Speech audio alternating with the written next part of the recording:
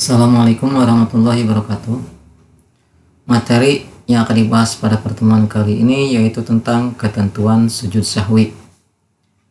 Mulai daripada pengertian sujud sahwi, yang kedua hukum sujud sahwi, sebab-sebab sujud sahwi, dan yang terakhir adalah hikmah daripada sujud sahwi yang insya Allah akan dibahas pada pertemuan kali ini walaupun secara singkat. Yang pertama, pengertian sujud sahwi. Jadi apa yang dimaksud dengan sujud sahwi itu ya?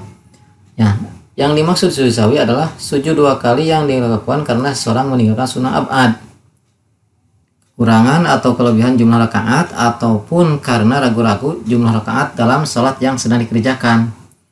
Ini kali anjurkan untuk melakukan sujud sahwi. Jadi dia itu ragu-ragu atau merasa kurang atau kelebihan rakaat ketika melakukan sholat, maka disunahkan untuk melakukan sujud sahwi atau untuk mengerjakan sujud sahwi.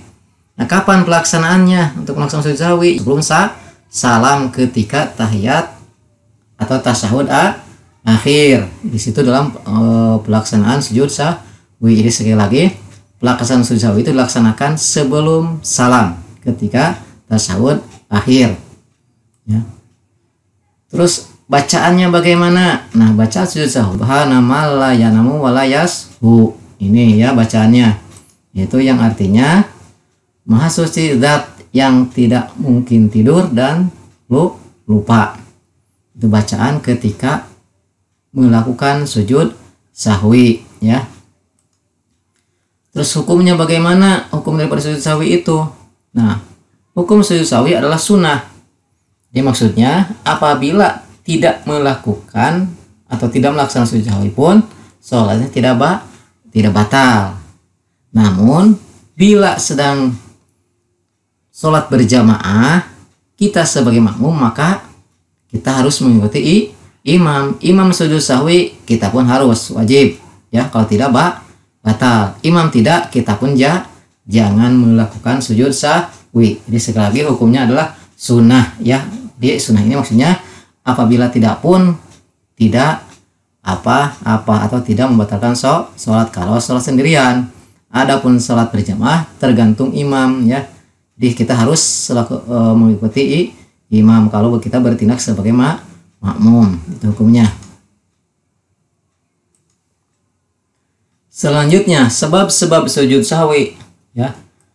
Apa saja sebabnya? Nah, pertama, kita dianjurkan sujud sahwi itu apabila meninggalkan sunnah ab'ad, yaitu amalan sunnah yang apabila tertinggal maka disunahkan sujud sahwi. Karena di dalam sholat itu ada yang dinamakan sunnah ab'ad, juga ada yang dinamakan sunnah hayat. Nah, yang dianjurkan atau yang disunahkan untuk melakukan sujud sahwi ya apabila yang tidak dikerjakannya itu yang sunnah ab'ad. Seperti mana? Seperti bagi yang sholat pakai kunut subuh ya, tidak melakukan kunut subuh itu maka dianjurkan sujud sahwi atau tidak melakukan tasyahud awal ya.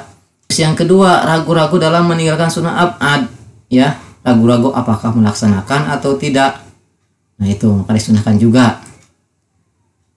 Terus yang selanjutnya, mengerjakan sesuatu yang dapat membatalkan jika dikerjakan dengan sengaja ya. Jadi umpamakan kita yang sedang sholat yang apabila ditinggalkan dengan sengaja sholatnya batal, tapi ini ragu-ragu ya atau lupa, maka sholatnya tidak batal dengan cuman dianjurkan sujud sahwi ya. Selanjutnya, memindahkan rukun qauli atau rukun ucapan. Kan di dalam sholat itu ada rukun qauli, ada rukun af'ali. Rukun qauli itu berupa ucapan, rukun af'ali berupa pekerjaan. Seperti mana rukun qauli? Contohnya seperti bacaan Fatihah, itu rukun yang termasuk ucapan. Nah, memindahkan lupa, umpamanya kita sedang ruku baca Fatihah.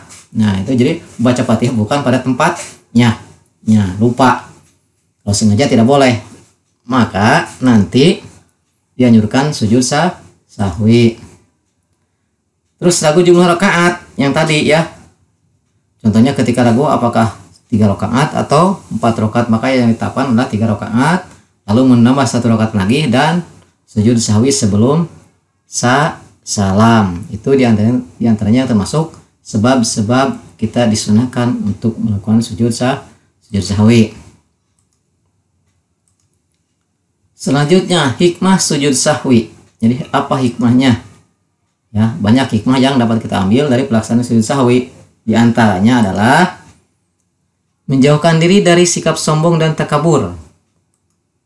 Terus yang kedua, menumbuhkan sikap rendah hati diri di hadapan Allah Subhanahu wa taala. Yang ketiga, menumbuhkan kesadaran akan kelemahan kita sebagai hamba, ya, sebagai hamba Allah, sekaligus kesadaran akan keagungan Allah yang maha kuasa. Selanjutnya, menyadarkan bahwa manusia adalah sering salah dan sering lupa, sehingga harus banyak memohon ampun kepada Allah Subhanahu wa taala. Itu diantaranya yang termasuk hikmah daripada sujud sahwi.